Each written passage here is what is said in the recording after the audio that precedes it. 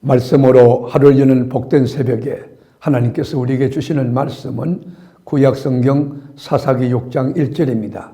온라인으로 동참하는 여러분도 다 함께 성경을 펴주시고 말씀 속으로 함께 들어가 보실까요? 이스라엘 자손이 또 여호와의 목전에 악을 행하였으므로 여호와께서 7년 동안 그들을 미디안의 손에 넘겨주시니. 아멘. 언약의 백성, 하나님이 택한 선민 이스라엘 민족들이 하나님과 바른 관계를 맺고 하나님과 함께 살 때는 늘 평안하고 행복했습니다. 그런데 이스라엘 민족들이 또 죄를 짓고 넘어질 때는 하나님께서 징계해 주셨습니다. 여러분, 우리가 나단 선지를 통해 다윗에게 하신 말씀 한번 볼까요? 사무엘하 7장 14절입니다. 나는 그에게 아버지가 되고, 그게 하나님이 우리의 아버지가 된다는 거예요. 그는 내게 아들이 되리니. 그렇게 아버지와 아들 관계인데, 그가 만일 죄를 범하면 내가 사람의 매와 인생의 채찍으로 징계하려니와.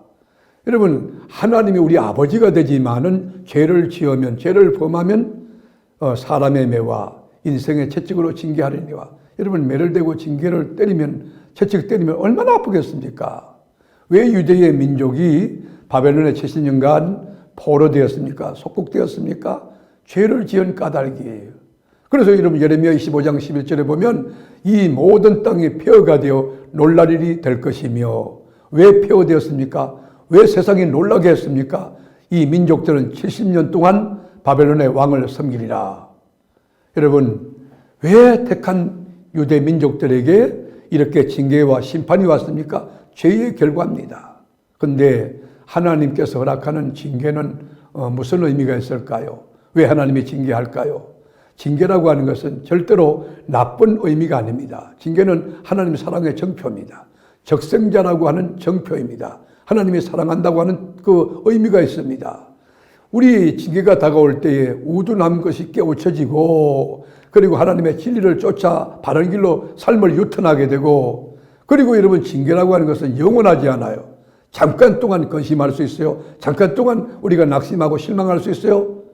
그 징계를 통하여 하나님의 뜻을 깨닫게 하고 하나님의 진리로 돌아오게 하고 생명을 얻게 하고 영원한 하늘나라를 향하여 소망을 두고 살아가게 한다는 것입니다.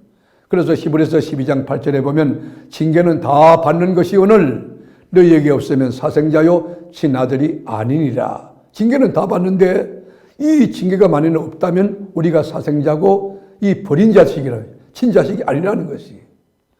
욥기서 5장 17절에도 볼지어다 하나님께 징계받는 자에게는 복이 있나니, 하나님이 건실하게 징계할 때는 그만큼 사랑하고 신뢰하는 것입니다. 그런 자에게 복이 있다는 거예요. 그런즉 너는 전능자의 징계를 업신여기지 말지니라. 업신여기는.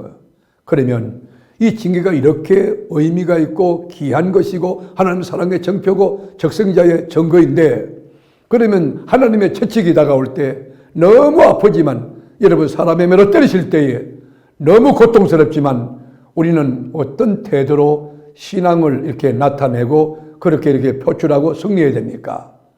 하나님이 징계할 때 우리의 반응은 먼저 자신을 돌아보아 하나님 앞에 회개하는 태도가 필요한, 혹시 내가 덕지한 게 없는가? 내 생각이 허망한데 무너졌거나 내 말로 범죄하거나 알게 모르게 지은 죄는 없는가? 자신을 성찰할 필요가 있다는 것이에요.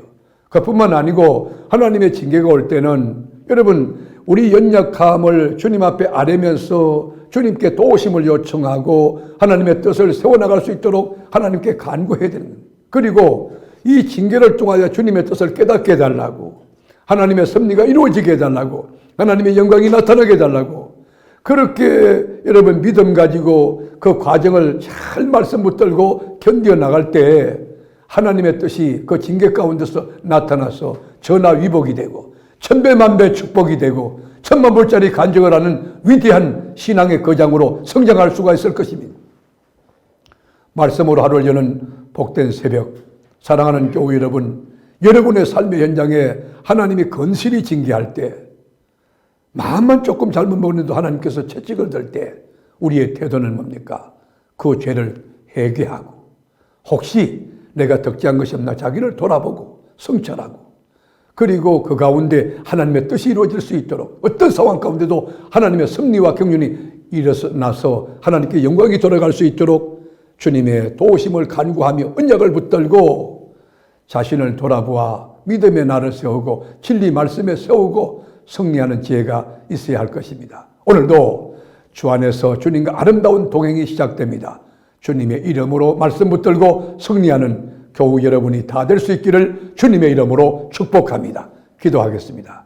하나님, 하나님의 징계가 다가올 때 낙심하고 좌절하지 않게 하시고 그 징계는 주님이 나를 사랑하는 증표요 사생자가 아니라고 하는 증거요원이 오히려 감사하고 오히려 기뻐하며 믿음의 진보를 드러내고 말씀 속으로 쑥 들어가서 믿음으로 말씀을 지켜가는 진리에 합당한 그리스도인이 되어지게 하여 주옵소서. 오늘도 삶의 현장에서 하나님과 함께 더불어 살 때에 승리하는 지혜, 영적인 능력, 믿음의 은혜를 더하여 주시기를 원하옵고 우리를 시험 가운데서 건져내고 환난 가운데서 이기게 하시는 우리 주 예수님의 이름으로 간절히 기도하옵나이다. 아멘.